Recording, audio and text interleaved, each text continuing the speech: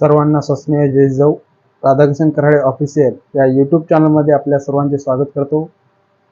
आज आपण या व्हिडिओमध्ये जे राज्य शासनाने 2023-24 सोयाबीन कापूस अनुदान हे भावांतर योजनेमार्फत जाहीर करण्यात आलेलं आहे, त्याविषयी ते अनुदान कशा प्रकारे शेतकऱ्यांच्या खात्यावर जमा होणार याविषयी जी कार्यपद्धती यामध्ये आज जो जी.आर. जाहीर करण्यात आलेला आहे त्या जी.आर. मध्ये या अनुदानाची वितरणाची जी कार्यपद्धती आहे ती कार्यपद्धती कशी असणार याविषयी या व्हिडिओमध्ये संपूर्ण माहिती जाणून घेणार आहोत.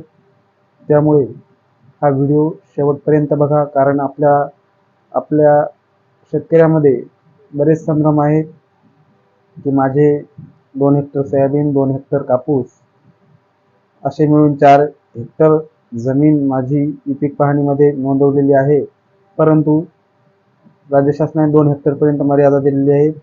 त्या संबंधित सर्व माहिती, सविस्तर माहिती या जी.आर. मध्ये दिलेली आहे. तो जी.आर. आपण या व्हिडिओमध्ये जाणून घेणार आहोत. चला तर मग व्हिडिओला सुरुवात करू.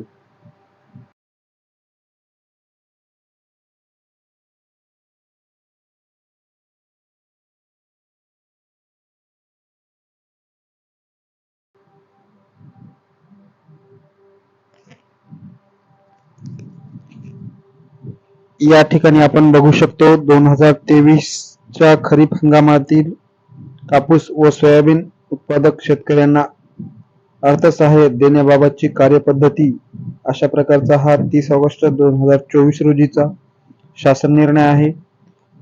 यामध्ये आपण बघू शकतो 2 हेक्टरच्या मर्यादेत प्रति हेक्टरी 5,000 रुपयाचे अर्थसहाय्य देण्याची जी राज्य शासनाने घोषणा केलेली आहे. त्या अनुषंगाने राज्यातील सन 2023च्या खरीप हंगामातील ई पीक पाहणी पोर्टलवर नोंदीत असलेल्या कापूस व सोयाबीन उत्पादक शेतकऱ्यांना 2 हेक्टरपेक्षा कमी क्षेत्रासाठी म्हणजे 0.2 हेक्टरपेक्षा कमी क्षेत्रासाठी सरसकट 1,000 तर 0.2 हेक्टरपेक्षा जास्त क्षेत्रासाठी त्यांच्या क्षेत्रानुसार प्रति हेक्टरी 5,000 रुपये 2 हेक्टरच्या मर्यादेत अर्थसहाय्य देण्यासाठीच्या प्रस्तावास मंत्रिमंडळाने 11 जुलै 2024च्या बैठकीत मान्यता देण्यात आलेली होती.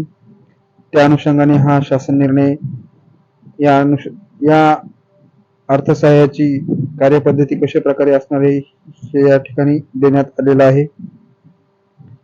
यामध्ये जमाबंदी आयुक्त कार्यालयाकडून ई पीक पाहणी पोर्टलवरील 2023 मधील खरीप हंगामामध्ये कापूस सोयाबीन पिकाच्या पेरणीची नोंद झालेल्या शेतकऱ्यांची माहिती डेटा MyITच्या क्लाउडवर प्राप्त झालेली आहे.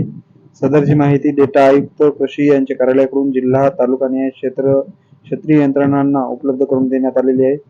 सदरची माहिती कृषी सहाय्यकाकडून गावनिहाय संबंधित गावामध्ये ग्रामपंचायत किंवा दर्शनी भागात ठळकपणे लावण्यात येणार आहे. या माहितीनुसार पात्र शेतकऱ्यांनी त्यांचे संपूर्ण नाव, आधार क्रमांक, मोबाईल क्रमांक इत्यादीची माहिती विहित संमती पत्रामध्ये आधार क्रमांकाच्या छायांकित प्रतीसह कृषी सहाय्यकाकडे उपलब्ध करून द्यायची आहे. त्यानंतर सामायिक खातेदारांबाबत त्यांचे सामायिक खात्यावरील क्षेत्रानुसार अनुज्ञेय असणारी एकूण रक्कम सदर सामायिक खात्यातील एका खातेदार यांचे नाव इतर सह हिस्सेदार यांच्या संमतीने जमा करण्यात येईल.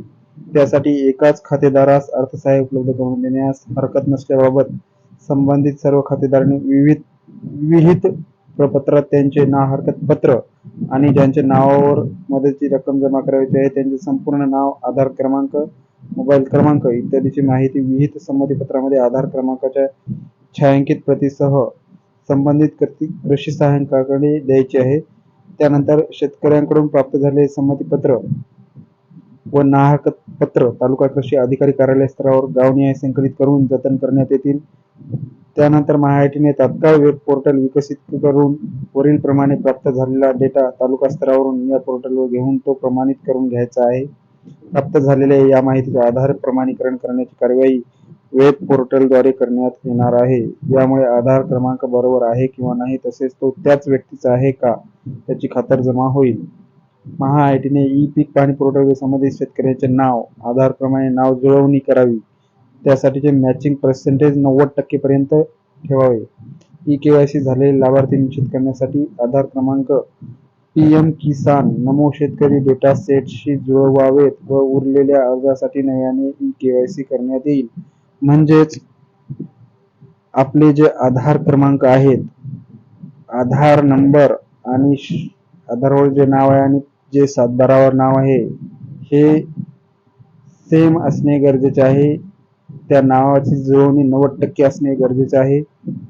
तसेच पीएम किसान आणि नमो शेतकरी जे पोर्टलवर शेतकऱ्यांची नोंद आहे त्या शेतकऱ्यांनी केवायसी केलेली असेल तर त्यांना केवायसी करण्याची गरज नाही. परंतु ज्यांचे रजिस्ट्रेशन पीएम किसान नमो शेतकरी या पोर्टलवर नाही त्यांना या अनुदानाची ई केवायसी करणे गरजेचे आहे. सदर योजनेतील वैयक्तिक व सामायिक खातेदारांच्या अनुज्ञेय अर्थसहाय्याची परिगणना मदत पुनर्वसन विभागाकडून अनुसरण्यात येणाऱ्या कार्यपद्धतीनुसार करण्याच्या अनुषंगाने वेब पोर्टलचे विकसन करण्यात येईल.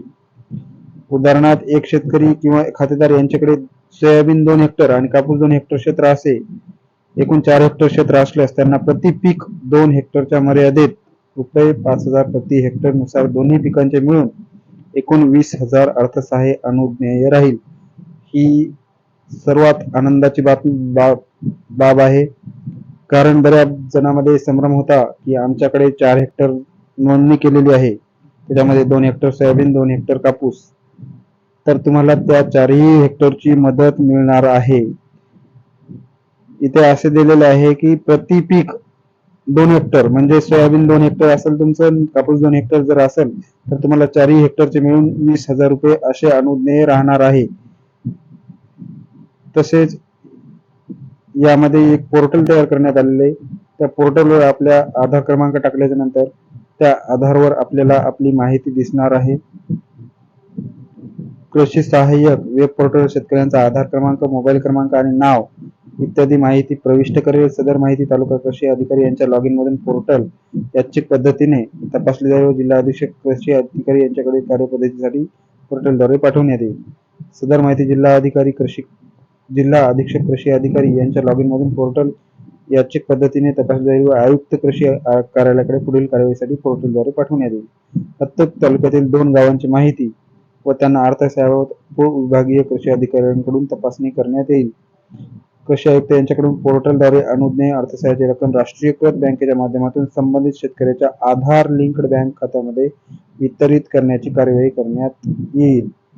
अर्थसहाय्य वितरणाची ही कार्यवाही पार पाडण्यासाठी ग्रामस्तरावर माहितीचे संकलन करणे, संगणक आज्ञावली विकसन करणे, लाभार्थी शेतकऱ्यांची ई केवायसी करणे, प्रचार प्रसिद्धी, कार्यालयीन छपाई इत्यादीसाठी येणारा खर्च, तसेच कृषी सहाय्यक यांना प्रति लाभार्थी शेतकरी 20, तालुका कृषी अधिकारी, जिल्हा अधीक्षक कृषी अधिकारी यांना प्रति लाभार्थी शेतकरी प्रत्येकी 5 प्रमाणे इत्यादीसाठी एकूण अर्थसहाय्याच्या कमाल 2% मर्यादित निधी हा प्रशासकीय खर्च म्हणून खर्ची टाकण्यास मान्यता देण्यात येत आहे. अशा प्रकारची ही कार्यवाही आहे. त्यामुळे शेतकऱ्यांना, ज्या शेतकऱ्यांची पीएम किसान किंवा नमो शेतकरी लाभार्थी पात्र आहेत त्यांना, ज्यांची केवायसी झालेली आहे त्यांना केवायसी करण्याची गरज नाही, परंतु जे या पोर्टलवर नोंदणी केलेली नाही त्यांना केवायसी करणे गरजेचे आहे. त्याचे एक पोर्टल आहे, महा डीबीटी अशा प्रकारचे काही एक पोर्टल आहे. त्या संबंधित सुद्धा आपण एक व्हिडिओ बनवणार आहोत की ज्यामध्ये आपला आधार क्रमांकावरून आपल्याला आपली केवायसी करण्याची गरज आहे किंवा नाही हे आपल्याला त्या व्हिडिओमध्ये आपण सांगणार आहोत. तसेच जे हेक्टरची मर्यादा होती ती हेक्टरची मर्यादा सुद्धा या ठिकाणी क्लिअर केलेली आहे. 2 पिकं जर असतील 2-2 हेक्टरचे तर त्यांना 4 हेक्टरची मर्यादा सुद्धा देण्यात आलेली आहे. अशा प्रकारची ही या कापूस सोयाबीन अनुदानाची कार्यपद्धती या ठिकाणी आज 30 ऑगस्ट 2024 रोजीच्या शासन निर्णयानुसार या ठिकाणी जाहीर करण्यात आलेली आहे.